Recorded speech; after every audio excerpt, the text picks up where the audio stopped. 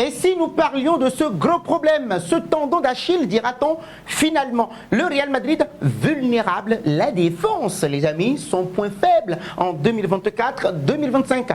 Malgré des résultats globalement positifs, la défense du Real Madrid constitue cette saison une source d'inquiétude assez majeure. Avec 69 buts encaissés en 57 matchs, toutes compétitions confondues, les merengues affichent des statistiques défensives indignes d'un candidat sérieux à la victoire finale en Liga espagnole ou en Ligue des Champions. Le déséquilibre entre l'attaque flamboyante et une arrière-garde instable devient de plus en plus criant à mesure que les grandes échéances approchent. Et donc, oui, il faut qu'on en parle, bien évidemment. Et donc, depuis le début de la saison, les signaux d'alerte sont pourtant nombreux. Don Carlo Ancelotti n'a cessé de rappeler la nécessité d'un meilleur équilibre défensif, mais les problèmes persistent, les erreurs individuelles, les errements tactiques et le manque de coordination entre les lignes ont coûté très cher, très cher, notamment dans les matchs en jeu très élevés. Pire encore, les solutions testées jusqu'ici ne semblent pas avoir porté ou bien apporté la stabilité espérée.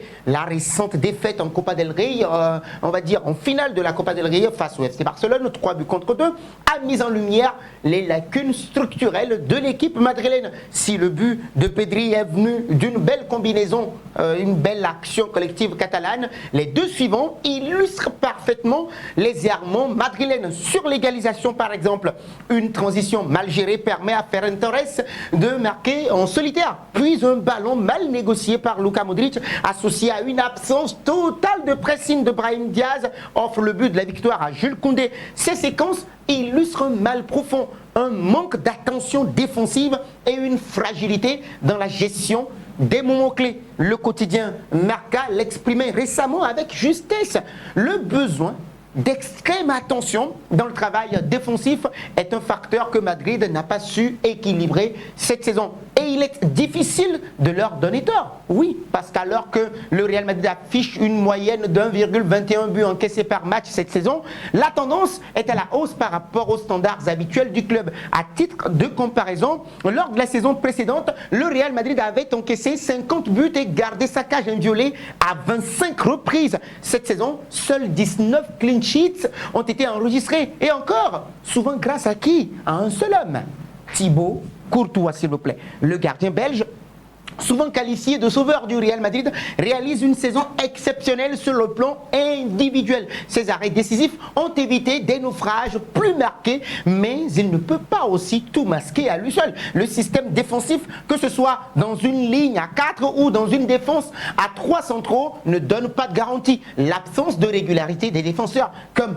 Antonio Rudiger, David Alaba ou encore combiné aux blessures récentes de certains cadres comme Ferland Mendy ou encore Eder Militão affaiblit davantage l'assise défensive. Alors la comparaison avec les pires saisons défensives de l'histoire du club est donc inévitable. Il faut qu'on en parle. Depuis 2008, seule la saison 2008-2009, 1,34 buts par match, et la saison 2018-2019, 1,24 font pire. Le triste record de 72 buts encaissés sur une saison établie à 2 reprises, 2012-2013, 2016-2017, est en danger.